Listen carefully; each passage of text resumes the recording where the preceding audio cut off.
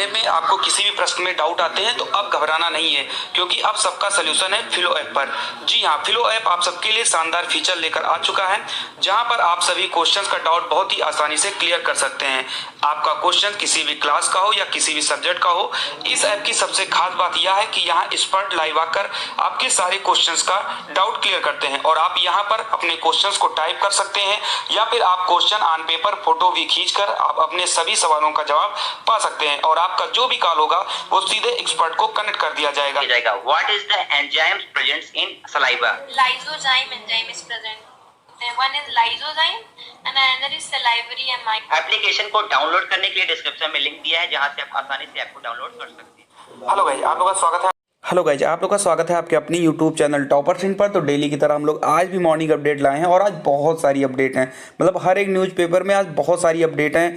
शिक्षक भर्ती को लेकर है, यूपी बोर्ड रिजल्ट को लेकर है, CCSU और यूनिवर्सिटी को लेकर के है, इलाहाबाद यूनिवर्सिटी को लेकर के है, TGT PGT न्यूज़ है और स्कूल खोलने पर भी न्यूज़ है, कॉलेज खोलने पर भी न्यूज़ है, यानी बहुत सारी न्यूज़ है। तो ज़्यादा देर हम बिल्कुल नहीं करेंगे, बस जल्दी से हम लोग वीडियो को स्टार्ट करेंगे। लेकिन बस एक छोटी सी रिक्वेस्ट है, प्लीज़ चैनल को सब्सक्राइब कर लीजिए अगर नहीं किया है अभी तक। तो चलिए हम लोग बढ़ते हैं आगे की तरफ।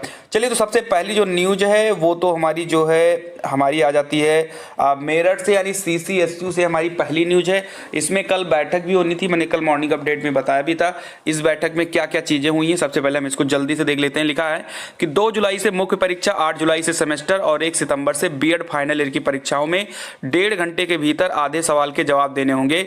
विश्वविद्यालय ने 3 घंटे के समय को आधा करते हुए प्रश्नों की संख्या भी आधी कर दी है। हालांकि नंबर लगभग दोगुने कर दिए हैं, यानी 3 घंटे के पेपर के सापेक्ष छात्रों को प्रस्तावित परीक्षा में सवाल कम करने होंगे और उन पर नंबर ज्यादा मिलेंगे। बीएड फाइनल ईयर के पेपर 2 घंटे के होंगे। डीन कमेटी की रिपोर्ट को बुधवार को कुलपति NK तनेजा की अध्यक्षता में हुई एकेडमिक काउंसिलिंग में बैठक को हरी झंडी दे दी गई। समिति ने प्रत्येक पेपर में प्रश्नवार अंकों की व्यवस्था भी दी है।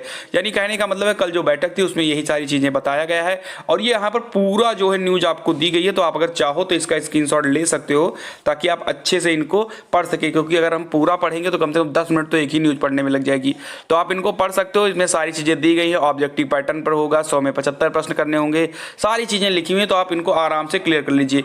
हालांकि यहाँ पर बीएड फर्स्ट ईयर की कोई जिक्र नहीं की गई है, बाकी परीक्षा कार्यक्रम जो है इनका घोषित किया गया है, लेकिन अभी बीएड फर्स्ट ईयर का इसमें कोई भी जिक्र नहीं किया गया। बाकी आज देखते हैं क्या होता है, कोई भी अपडेट अगर मिलती है तो आपको हम बता देंगे, घबराने की जरूरत नहीं है। तो आप इसका जो है स्क्रीनशॉट ले लीजिए और पूरा एक एक वर्ड आप पढ़ सकते हो अगर आप इस यूनिवर्सिटी के हो तो। अगली जो न्यूज है वो CCSU से है। इसमें लिखा गया है कि CCSU के UG कोर्सों में राष्ट्रीय शिक्षा नीति जो है वो लागू होगी।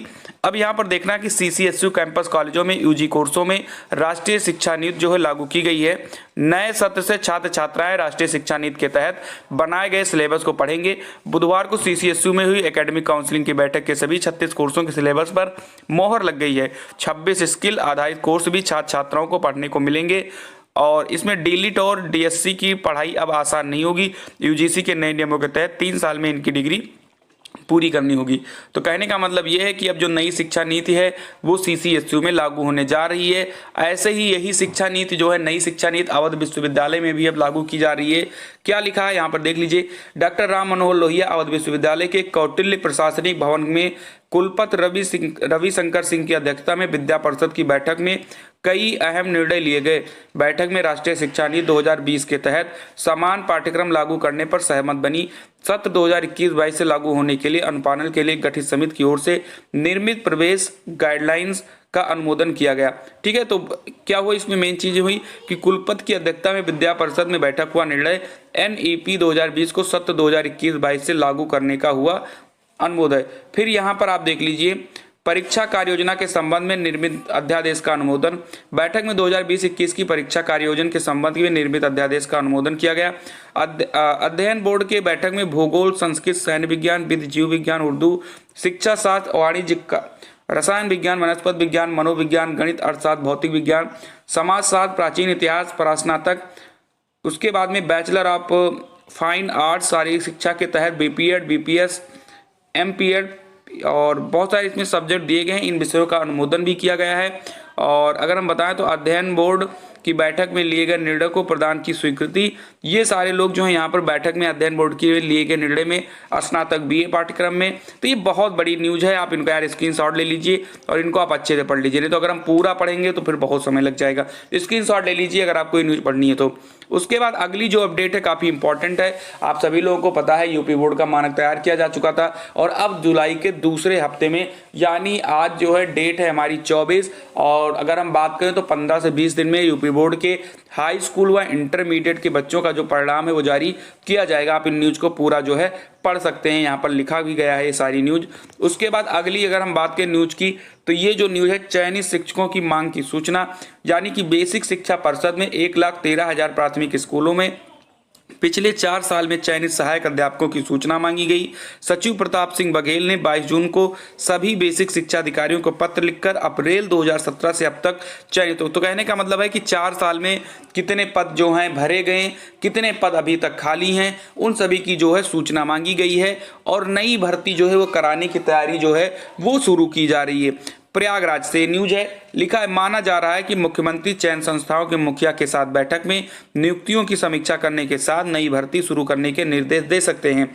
चुनावी साल होने के कारण अधिक से अधिक बेरोजगारों को संतुष्ट करने की दिशा में काम शुरू होगा। वर्तमान में प्राथमिक स्कूलों में 70,000 से अधिक पद खाली हैं। निःशुल्क एवं अनिवार्य बाल शिक्षा का अधिकार अधिनियम के मानक के अनुसार रिक्त पदों की संख्या 1,40,000 से अधिक है। तो कहने का मतलब है कि नई भर्ती जो है वो शुरू की जा रही है और देखते हैं कि क्या ये भर्ती पेपर तक ही रहेगी या आगे भी आएगी, तो वो तो वक्त ही बता देगा। बाकी इतनी जो है उम्मीद दिखाई जा रही है कि 17,000 भर्ती जो है वो आने की उम्मीद है। आगे हम लोग बढ़ लेते हैं। अगली जो न्यूज़ है वो हमारी CSJMU से है, यानी छत्रपति साहू जी महाराज से है कि विश्वविद्यालय में परीक्षाओं को लेकर छात्रों का हंगामा। कोरोना काल में परीक्षा कराने के विरोध में छत्रपति साहू जी महाराज विश्वविद्यालय ने छात्रों ने बुधवार को भी हंगामा किया। कुलपति ने प्रतिनिधिमंडल को समझाया तो कुछ छात्र चले गए, पर कुछ छात्रों ने कुलपति के घेराव की कोशिश की।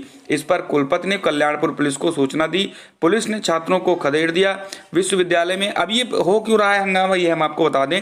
ये हंगामा इसलिए हो रहा है क्योंकि ये बच्चे चाह रहे हैं कि जो पेपर है उन पेपर का जो डेट बढ़ाया जाए और जो पेपर है उसको ऑनलाइन मोड में कराया जाए। ये बच्चों की मांग है। ठीक है, मैं यहाँ पर बता देता हूँ, कहीं पर लिखा भी है ये चीज़, एक सेकेंड। हाँ, ये देख लीजिए आप, यहाँ पर आप पढ़ लीजिए, लिखा है ऑनलाइन परीक्षा की मांग कर रहे थे बच्चे और परीक्षा तिथि बढ़ाने की ये लोग बात कर रहे थे। इसीलिए जो है ये लोग मंगलवार को भी घेराव किए थे, कल बुधवार को भी इन लोगों ने घेराव किया था और बिल्कुल इसी तरीके से इलाहाबाद में भी यही चीज़ें चल रहा है। हालांकि इलाहाबाद में जो है अगर हम बात करें तो इलाहाबाद में जो है ऑनलाइन पेपर के लिए कुछ भी नहीं हो रहा है। वहाँ पर जो बच्चे घेराव कर रहे हैं वो 60% अंक के लिए कर रहे हैं कि इलाहाबाद विश्वविद्यालय समेत कॉलेजों में प्रोन्नत किए गए सभी छात्रों को 60% अंक देने का मामला फिर तूल पकड़ लिया है। छात्रों ने बुधवार को कुलपति कार्यालय का घेराव कर दिया। सूचना पर परीक्षा नियामक पदाधिकारी रमेंद्र कुमार सिंह के अलावा यानी इतने सारे लोग पहुंचे और यहाँ पर जो है सिर्फ इसलिए कि जो है बच्चे को जो प्रमोट किया जा रहा है उनको कम से कम 60% मार्क्स जो हैं वो दिए जाएं। उसके बाद में हम बात करें अक्टूबर से उच्च शिक्षण संस्थान खोलने की तैयारी है।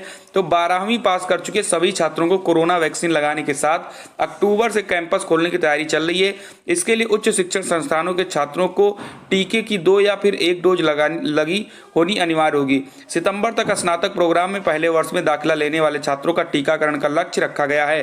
तो कहने का मतलब ये है कि अगर जो बच्चे कॉलेज जाना चाहते हैं, कैंपस जाना चाहते हैं, उनको जो है टीका जरूर लगवाना है, चाहे पहला डोज हो चाहे दूसरा डोज हो। बिना टीके के आपको कॉलेज में नहीं जाने दिया जाएगा।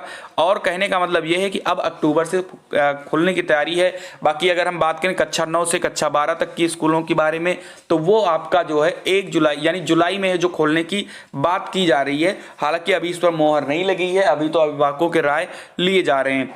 उसके बाद में हम बात करें तो यही न्यूज़ है कि जुलाई में अंक पत्र जारी होंगे हाई स्कूल इंटर के, तो वही न्यूज़ है सेम। यहाँ पर न्यूज़ निकली है कि 17,000 से अधिक पद जो हैं उनको भरे जाएंगे। तो यहाँ पर एक न्यूज़ जो है निकल कर आ रही है।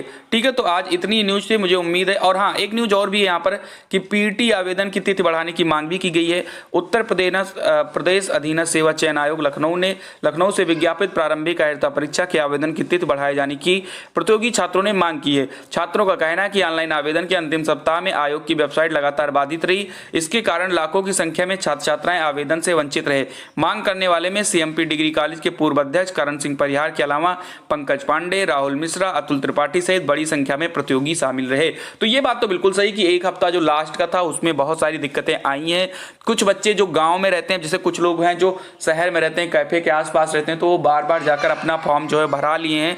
लेकिन जो बच्चे गांव में हैं वहाँ पर एक तो वैसे भी नेटवर्क इशू रहता है, ऊपर से सर्वर का इशू होता है, तो उन लोगों के बच्चों के फॉर्म जो है वो भर नहीं गए हैं। ऐसे में मांग की गई है और कम से कम एक हफ्ते का समय बढ़ना चाहिए, लोगों को देना चाहिए एक हफ्ता, ताकि बच्चे फॉर्म भर सकें। तो आज जो बेटा इतनी ही अपडेट थी सभी लोग साथियों को, उम्मीद करता हूँ अच्छी लगी होगी। बाकी कोई भी अपडेट अगर बच गई है तो अभी थोड़ी देर में वो सारी अपडेट आपको प्रोवाइड करा दी जाएगी। तो मिलते हैं अगली वीडियो में, तब तक के लिए आपको चैनल का सब्सक्राइब करना है, बेल आइकन को दबाना है। जय हिंद, जय भारत।